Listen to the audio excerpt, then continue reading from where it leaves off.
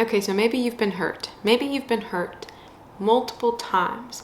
And maybe, just maybe, you clicked on this video because you know there's someone that you need to forgive and you have not done that yet.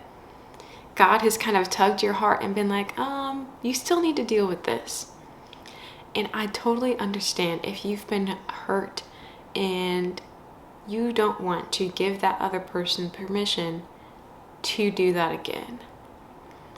But your forgiveness is not actually for the other person, it's for you. If you're new here, my name is Nelly, and my goal is to help encourage and challenge you in your faith walk with God in a real and authentic way. So if you're here today, we are talking about forgiving others even when you feel like they don't deserve it. A picture that God had painted for me last night as I was flossing my teeth. The Lord was like, unforgiveness is kind of like plaque that builds up on your teeth.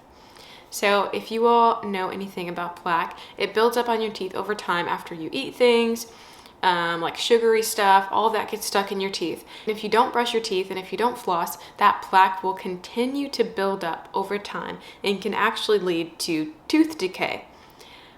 Isn't it funny how unforgiveness is kind of like the same thing, of how unforgiveness is something that builds up in our hearts over time, over and over and over. It builds, grows this like bitterness and resentment and ends up decaying our hearts. It ends up hardening our hearts. Sometimes we feel like if we forgive other people, that gives them permission to do what they did that hurt us, or that makes it right that they hurt us. But forgiveness actually gives us freedom. Forgiveness actually allows us to walk in freedom and allows us to hand a situation over to God and say, God, you are a better judge than I am. You hang on to this. It lifts a burden off of our shoulders when we forgive others. What better way to talk about forgiveness than to read in Matthew 18?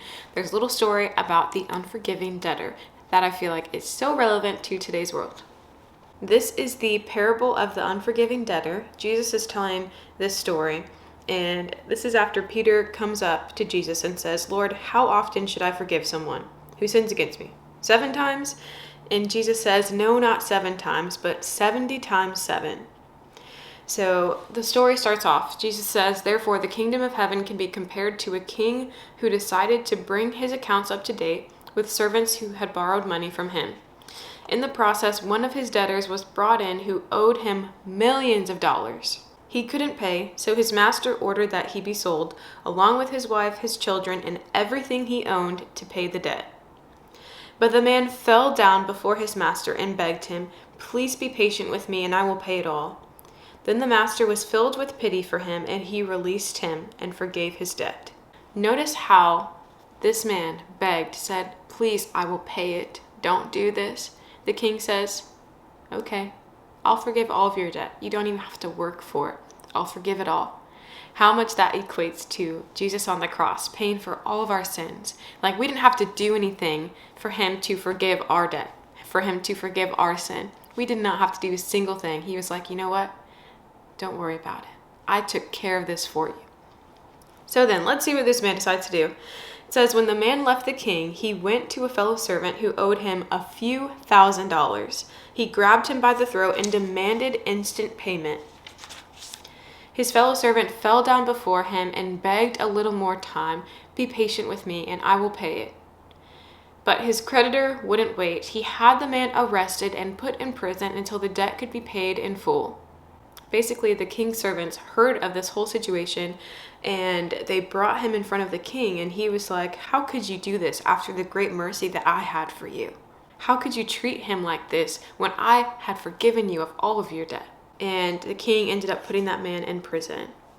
But I almost see God saying that to us when we refuse to forgive someone. Like I feel like God is saying to us, how could you not have mercy on them and forgive them after everything I've done for you?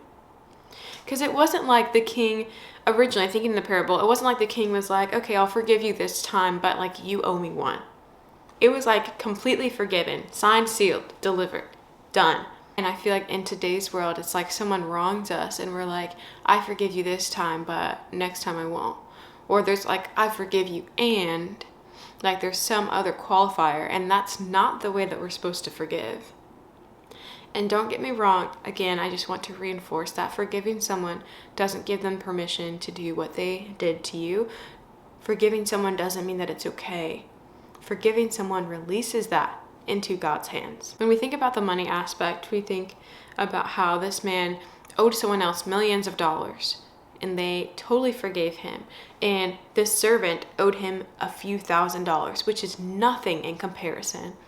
And how that equates to our relationship with God when He has literally forgiven us for everything we've done. He paid the debt for everything we've done.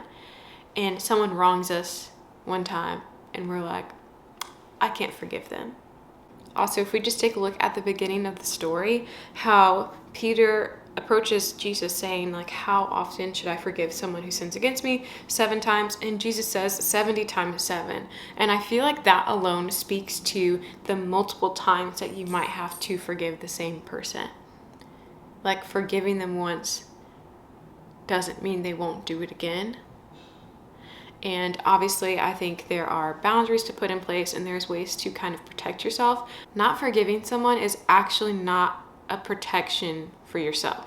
Not forgiving someone actually wounds you and holds you so much more to the pain.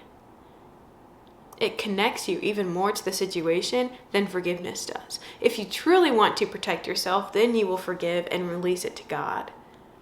And just trusting that He is in control, that He knows more than you do, and that He is the ultimate judge, more than we can be. So if you are watching this video and you have been searching for freedom, if you've been searching from freedom from the pain and hurt that you have, forgiveness is the place to start. And I feel like even in my own journey of therapy, I didn't realize how many things I've held on to, even from middle school, that I just straight up have not forgiven people for. These memories that I've clung to, these memories of pain and hurt and wounds that I've clung to because I haven't forgiven other people. And this is what, I'm 25 now, so like had to be at least 12 years ago. There's probably memories I have from 5 years old of not forgiving people, but forgiving others actually gives you so much freedom. It lifts the weight off your shoulders, and I hope if you're watching this video, that's something that you will get to have today, that freedom in forgiving others. If you made it this far in the video, I'm so happy you're here. As always, make sure you like and subscribe and stay tuned for my next video.